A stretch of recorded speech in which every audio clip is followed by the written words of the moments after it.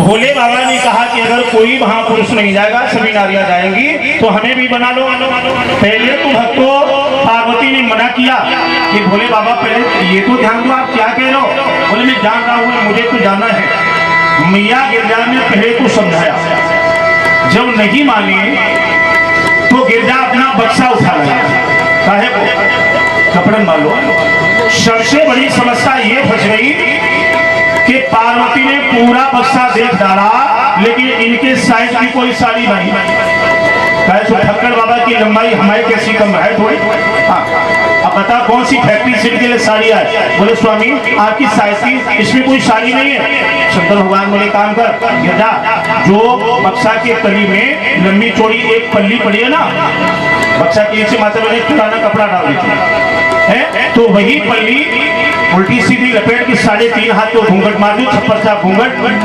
बड़े प्रेम से भोले बाबा को साड़ी पहरा दी है, घूंघट मार दिया, 16 श्रृंगार किया, ऊंचे इंद्र की सैंडल पहराए थे, नाक सीधी में रात तुरंत बेल को काटो लेके छिद्रों है को कानों में सिंधी ढाले हैं और कदम डाल दो पर। अब भोले बाबा ने कहा गिरजा पहले गौर से ये देखा कोई कमी तो नहीं है। शंकर भगवान को ऊपर से नीचे तक गौर से पार्वती ने देखा। हाँ स्वामी वैसे तो सब ठीक है, लेकिन अगर काहू गोपी की नजर आपके पैर की उंगलियों पर पड़ गई ना, तो जरूर जानकारी हो जाएगी जब गोपी नहीं पक्को गोप अंदर है। बोले मतलब क्या गड़बड़ है। बोले गड़बड़ ये है अगर आपके पैरों की लूम में 2-2 मोछा बिछिया और लग जाए तो पक्की गोपी। बोले चल ठीक है ये भी कर ले। गिरजा ने 2-2 बिछिया भी दबा दिया।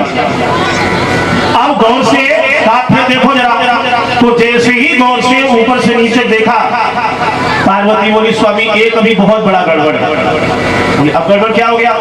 बोले आपकी जो सिर की जटाएं है ना, बाल सिर की जटाएं वो आगे से आकर घूंघट के बाहर ऐसी निकली हैं, ये लग रहा है कि दाढ़ी वाली गोपी। शंकर भगवान बोले फिर क्या हो। पार्वती बोली सुनो सब छुप जाएगा लेकिन ये कहाँ छुपेगा दाड़ा। शंकर भगवान बोले काम कर, दाढ़े को रखना गिरजा घूंघट में संभाल के। अरे घूंघट थोड़ा और नीचे खींच देगी दाढ़ी छुप जाएगी। गिरजा ने बड़े प्रेम से घूंघट और मार दिया। अब चलने लगे, आगे आगे गिरजा और पीछे ठक्कर मारा। सवा सैंडल चल मत हो चले जाए। लेकिन गड़बड़ ये तो ये हो गया कि गिरजा जितना रास्ता 4 कदम में तय करे और भोले बाबा एक ही कदम में चकबंदी ऐसी। गिरजा बोले ठहर जाओ ठहर जाओ। बोले अब क्या हुआ। गिरजा बोले हमें ये लग रहा है। बोले क्या कि पकड़े न जाओ कहीं मर्दानी। अब डर ये है कि हम मर्दानी चाल पर पकड़ जाएंगे। बोले क्यों। बोले हम 4 कदम रास्ता तय करती हैं और आप एक ही कदम में। शंकर भगवान बोले ठीक है मैं प्रयास करूंगा, चलो धीरे धीरे। अब भोले बाबा ने प्रयास इतना किया कि गिरजा 4 कदम और भोले बाबा 2 ही कदम। बोले और धीरे चलो। शंकर भगवान बोले जैसे धीरे नहीं चल ले चलो ऐसा नहीं। अब भाई गिरता कहाँ चौके बर्तन का हम आपको बताओ, खेत में दौड़ भी लगानी पड़े। बोले कोई बात नहीं। चलने चलते चलते शंकर भगवान का एक पार्वती बात सुनो। हाँ ये बताओ अगर वहां में रासलीला में किसी गोपी ने मेरा नाम पूछा तो हम नाम क्या बताएंगे। पार्वती बोली नाम बताएगी तो बका देगी। आप शांत रहेंगे, अगर कोई नाम पूछे तो आपकी तरफ से आपका एड्रेस इंट्रोडक्शन मैं दूंगी, आप चुपचाप रहना। अगर बोल दिए तो आवाज से पहचान जाओगे मर्दानी आवाज से। बोले हाँ ठीक है, देखो ध्यान रखना। बोले हाँ ठीक है। चलते चलते आगे गिरजा पीछे ठक्कर बाबा वृंदावन के निधिवन के प्रांगण के पास पहुंचे, जहां प्रांगण में एक दरवाजा है। उस दरवाजे पर 2 गोपियां खड़ी हैं। 2 गोपियां क्यों खड़ी हैं। जो भी गोपियां बाहर से आती हैं पहले दरवाजे पर वो दोनों गोपियां उन्हें रोकती हैं, पहले पता पूछती हैं, एड्रेस तो अगर पता दिया तो अंदर और ना पता दिया तो बाहर। दरवाजे पर पहुंची, आगे गिरजा पीछे भोले बाबा। दोनों गोपियों ने रोक लिया। गोपियों ठहर जाओ, दोनों ठहर जाओ। आगे पार्वती, पीछे भोले बाबा, मारे 3.5 हाथों घूंघट डाले, पर्स पदा। गोपियों का हाँ आप लोगों का परिचय, आप लोग कहाँ से आ रही हो? आगे पार्वती थी। पार्वती बोली गोपियों मैं कैलाश हूँ, भगवान शंकर की पत्नी। बोले हाँ चलो अंदर। पार्वती की तो एंट्री हो गई। अब दरवाजे पर नंबर आया, गोपी कोई हाँ आगे बढ़कर आ जा रहा। गोपी तू कहां से है, तेरा नाम क्या है? अब भोले बाबा का बता, घूंघट उठाकर जनरेटर अंदर से पार्वती बोली गोपियों ठहर जाओ, मैं बता रही हूँ उसका पता। गोपियां बोली पार्वती तुम बता रही हो, तुम्हारे साथ आई है क्या, तुम्हारी कोई संबंध में पड़ती है? पार्वती बोली हाँ गोपियों ये मेरे संबंध में पड़ती है। आपकी कौन है? पार्वती बोली ये मेरी भाभी है। अब शंकर भगवान धर घूंघट उठाती भाभी, अरे चंद्र को तेरी आफत ले लेते। गोपियां बोली हो कितना सुंदर मेरा भाग्य पार्वती, जो आज हमें भी घर बैठे तेरी भाभी का चेहरा देखने को मिलेगा, हम भी देखें तेरी भाभी का मुंह कैसा है। जो इतनी बात कही भोले बाबा शर्म के मारे बेचारे मरे। मन में सोचे देखो भाभी है पूरे हेलीकॉप्टर। पार्वती ने फिर बात बनाई, गोपियों बात सुन ठहर जाओ। हाँ क्या बात है? बात ये ना वो मेरी भाभी किसी को अपना चेहरा दिखाती नहीं है। तेरी भाभी अपना चेहरा क्यों नहीं दिखाती, बात क्या है? बात ये ना असल में मेरी भाभी एक आंख की सिकानी है, या तो शर्म के मारे को मुंह नहीं दिखाते। अब भगवान शंकर भद्र जाती थी से पहले जब साड़ी पहने, फिर बनाओ भाभी, और अब बता कि भाभी सो एक आंख की सिकानी। कैलाश सुनो तो नोट कर देखो तेरी थम ले लेते। गोपियों का कोई बात नहीं, चलो हम चेहरा नहीं देखेंगे। अब गोपी ने सोचा कि लाओ हाथ पकड़ करके कलाई पकड़ कर अंदर निकाल। तो जैसे ही कलाई पकड़नी चाहिए, एक हाथ में पकड़ में नहीं है। गोपी ने देखी दोनों हाथ में नहीं पकड़ना है। अब कलाई हुई तो आ जा, वो पूरा कलंदर है। गोपी चिल्लाकर बोली पार्वती हाँ क्या बात है, ये तेरी कैसी भाभी, इसकी इतनी जबरदस्त कलाई जो मेरी पकड़ में नहीं, दोनों हाथों में नहीं आ रही।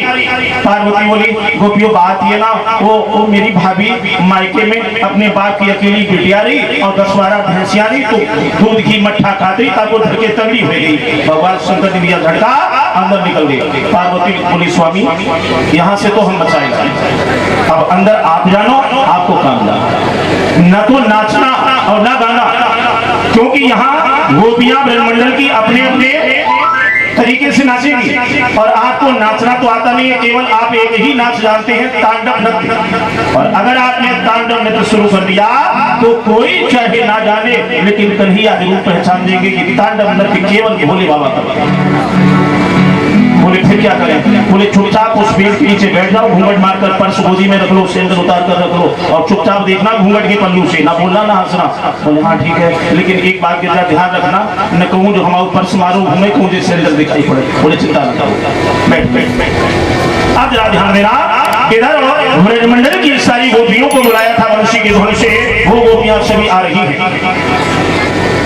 वेद व्यास जी ने उठाई कलम और बड़ा सुंदर एक श्लोक लिखा। सारे ब्रह्मंडल की गोपियां आज बड़े प्रेम से शुद्ध उदय छोड़ करके आज वहां के समय पहुंची हैं, तो भगवान कृष्ण ने गोपियों के रास्ते को रोक लिया और सामने खड़े हो गए। वेद व्यास जी का भागवत का श्लोक है, मेरी बात नहीं। हाथ जोड़कर खड़े हुए और गोपियों से क्या बोले कृष्ण, स्वागतम हो महाभागा। व्यास जी का श्लोक, गोपियों को देखकर हाथ जोड़े और क्या बोले, स्वागतम हो महाभागा प्रियम किम करवाणि वा ब्रजस्या नामयं कश्चित् भूतागमन कारणम्। क्या बोले? स्वागतम हो महाभागा, तुम सभी का स्वागत है प्रियम किम करवाणि वा। लेकिन प्रिय गोपियों तुमने ऐसा कार्य क्यों किया? गोपियां बोली क्या किया? भूतागमन कारणम्, कश्चित् भूतागमन कारणम्, ये तुमने ऐसा कार्य क्यों किया? अपने पतियों को सोता छोड़कर, बच्चों को सोता छोड़कर, आधी रात के समय ब्रह्मंडल को छोड़कर और अकेली तुम यहाँ चली आई, तुम्हें लाज नहीं आ रही? जो ये बात देखी गोपियों की आंखों से आंसू टप टप टप टप बहने लगे।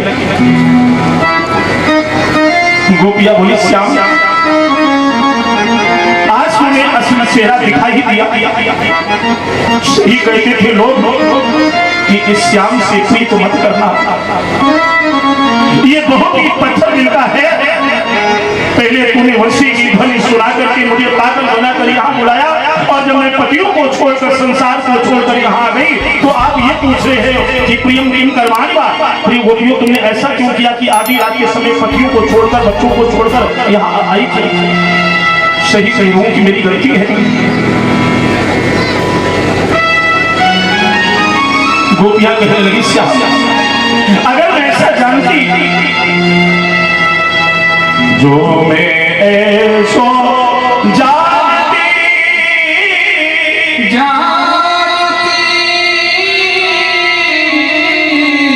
प्रीत करे दुख हो नगर ढिढोरा प्रीत न करियो। अगर मुझे ये पहले से मालूम होता तो मैं कभी तेरे चरणों की दासी नहीं बनती। लेकिन एक बात ध्यान रखना श्याम ठाकुर, मैं यहाँ आ तो गई, लेकिन तू कह रहा क्यों आई हो? तुम्हें शर्म नहीं आ रही? वास्तव में मुझे शर्माना चाहिए, लेकिन मैं यहाँ से लौट कर अपने पतियों के पास बच्चों के पास नहीं जाऊंगी। यमुना के जल में कूद कर प्राण छोड़ दूंगी, लेकिन जाने से पहले तुझे बदनाम करके जाऊंगी। ईमानदारी से बताना, परसों यहाँ निमंत्रण भंडारा होगा परीक्षा की तरफ से है, आपका कार्ड गया, बुलावा जाएगा और आप यहाँ प्रसाद भंडारा पाने आए और परीक्षा जी दरवाजे पर हाथ जोड़कर खड़े हो जाए और ये कहें आप लोग क्यों आए, तो आपको कैसा लगेगा? पहले तो भगवान कृष्ण ने वंशी के ध्वन से पागल करके बुलाया, और जब गोपियां आ गई तो क्या बोले हैं? स्वागतम हो महाभागा प्रियम किम करवाणिता। अरे तुम्हारा स्वागत है, लेकिन ये बताओ तुमने ये अज्ञानता का कार्य किया, पतियों को छोड़कर रात्रि के समय अकेली आई, तुम्हें शर्म नहीं आ रही? गोपियां बोली शर्म आएगी, लेकिन मैं प्राण दे दूंगी, लौट कर नहीं जाऊंगी, लेकिन मरते समय तुझे बदनाम करके जाऊंगा। कन्हैया बोले गोपियों, अरे तुम तो मेरी बात दिल पर ले गई, मैंने तो यूं ही ऐसी हंसी बोल दिया। बोले तुम तो मजाक कर गए, लेकिन मेरे तो दिल पर बैठ गया। नहीं नहीं गोपियों, आइए रासलीला होगा। इधर भगवान कृष्ण ने विचार किया, हम एको गोपीड़ा हम एक हैं और गोपियां अनेक हैं, हम एक ही के पास नाचेंगे। अन्य गोपियां सोचेगी कन्हैया हमें नहीं चाहते, मेरा ब्रह्म सभी के साथ समान व्यवहार करता है। इसलिए प्रमाण है कि जितनी महाब्रह्मंडल की गोपियां हैं, स्त्रियां हैं, और उतने ही भगवान कृष्ण ने अपने शरीर में धारण किए। प्रत्येक गोपी के साथ एक एक कृष्ण नाचने को तैयार हुआ, याद है, क्योंकि वो समदर्शी है, शरीर को बराबर चाहिए। जिस समय जितने गोपियां उतने कृष्ण आज प्रकट हुए, इधर भगवान कृष्ण सजने लगे महारासलीला के लिए। और उस समय भगवान कन्हैया कितने सजे हैं मालूम है? ध्यान देना, मेरे तरफ आनंद आएगा। इतने सुंदर भगवान कन्हैया उस समय सजे हैं, इतने सुंदर कभी जीवन में दोबारा नहीं सजे। कितने सजे? भागवत का प्रमाण तो यहाँ तक है कि सारे संसार की सुंदरता को, ध्यान देना, सारे संसार की सुंदरता को निकाल करके एक जगह इकट्ठा किया जाए और उस सुंदरता से एक गोपी बनाई जाए, और ऐसी 1000 गोपियों की सुंदरता को फिर निकाला जाए और उससे गोपी बनाई जाए, और ऐसी फिर 1000 गोपियों की सुंदरता को इकट्ठा किया जाए। जितना सुंदर होगा उतने सुंदर भगवान कृष्ण सज रहे। कितने सुंदर सुधरे हैं क्या बताओ, ध्यान देना। और वास्तव में भगवान कृष्ण बहुत सुंदर है, ऐसा कौन है जिसका मन मोहित नहीं कर लेते? ब्रह्म का रूप ही ऐसा है जो ब्रह्म ठाकुर जी को देखकर सभी मोहित हो जाते हैं। कभी कभी हमने देखा है माता बहने अपने बच्चों को जब स्नान करवाती है ना, सुंदर कपड़े पहनाती हैं, वस्त्र श्रृंगार करती हैं, तो अपने बच्चे के माथे पर काला काजल का टीका लगा देती कि मेरे बच्चे को नजर न लगे, है ना। कभी कभी हमने देखा कुछ ऐसी भक्तिन हैं जो ठाकुर जी को स्नान करवाती हैं, सजाती हैं, तो ठाकुर जी के भी माथे पर टीका लगा देती कि मेरी कहीं ठाकुर जी को नजर न लग जाए। तो जब भगवान ठाकुर जी सजने लगे तो ब्रह्मंडल की गोपियां हाथ जोड़कर क्या बोली है कन्हैया से, ठाकुर जी से, जरा ध्यान देना। आप लोग भी अपना भाव बनाए, हाथ जोड़कर बोली। जब सजने लगे तो क्या कह रही हैं? मेरे बांके बिहारी लाल, ऐसे नहीं ऊपर हाथ उठा। मनुष्य कथा सुनना, पान करना और मस्त होकर तालियां बजाते भजन करना काम आपका है, पूरा आनंद देना मेरी जिम्मेदारी। ऊपर हाथ उठा।